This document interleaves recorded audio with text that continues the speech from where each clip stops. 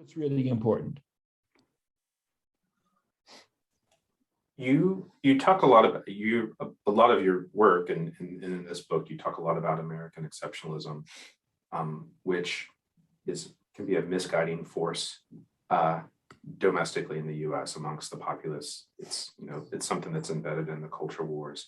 And so, how would you see on some of these?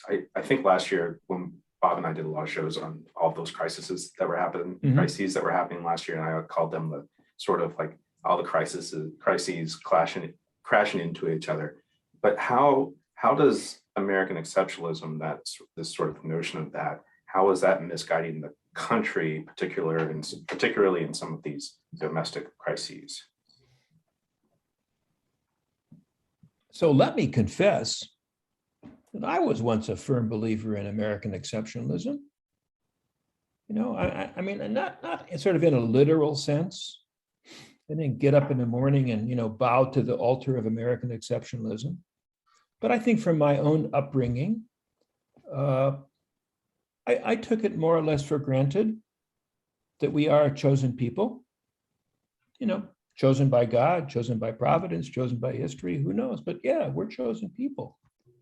And that endowed us with certain prerogatives, not to be allowed to other nations. It validated certain expectations about what we as Americans deserve, things that others don't necessarily have the same kind of right to, if I can use that term.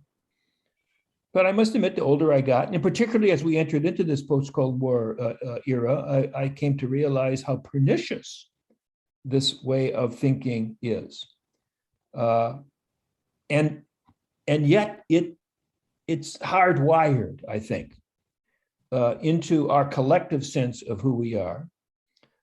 And certainly the notion of American exceptionalism is deeply embedded in American politics at the national level. The two parties disagree on a multitude of things. But I think at the end of the day, Republicans and Democrats agree this is the greatest country that ever existed in the history of humankind. And if you believe that, it becomes exceedingly difficult to examine realistically and critically our own history. American exceptionalism allows us to give ourselves a pass. It allows us to say, well, our intentions are good. It allows us to say, well, yes, perhaps some mistakes have been made, but they are not, the mistakes that have been made are far less important than the achievements of things that we credit ourselves for. So it's a problem. And the very fact that it's hardwired, I think, makes it that much more difficult for us to recognize a problem. Now, Bob's a historian, and Bob would say that members of the historical profession don't, for the most part, don't buy into American exceptionalism. Members of the historical profession for decades, I think, have been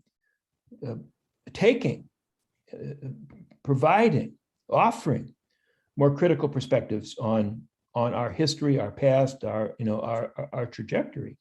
But I don't think that the efforts of the historical profession actually have much impact on the American collective consciousness, which derives from other things other than